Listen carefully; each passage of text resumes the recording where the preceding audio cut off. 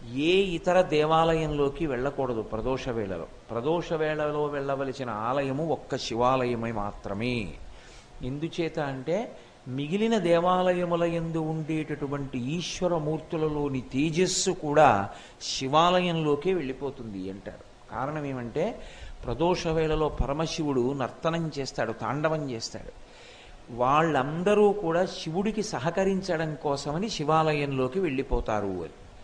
కాబట్టి ఆ సమయంలో మనం ప్రదోష వేళలో ఏ ఇతర దేవాలయానికి వెళ్ళవద్దు అని చెప్పింది శాస్త్రం. అథవా ఒకే ఒక్క స్వరూపం ఉంది, ఆ స్వరూపం మాత్రం శివాలయంతో సమానంగా షట్కాల పూజ షట్కాల దర్శనము ఉంది. అది నరసింహస్వరూపం.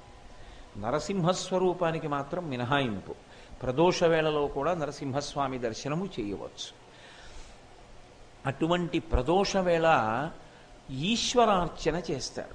అది పరమ పవిత్రమైనటువంటి కాలము. దేనికి అంటే ప్రత్యేకించి శివార్చనకు. సంధ్యావందనం అయిన తర్వాత శివ సంబంధమైన నామములు చెప్పుకోవడానికి, శివానుగ్రహం పొందడానికి చాలా యోగ్యమైనది. అసలు శివమహాపురాణ వ్యాఖ్య యందు ఒక విషయం ఉంది.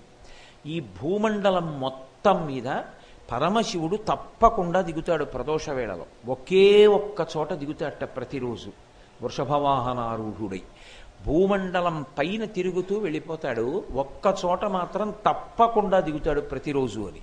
అలా దిగినటువంటి ప్రదేశమే శ్రీగిరి, శ్రీశైలం. ఒక్క శ్రీశైల పర్వతం మీద మాత్రం దిగుతాడు అంటారు.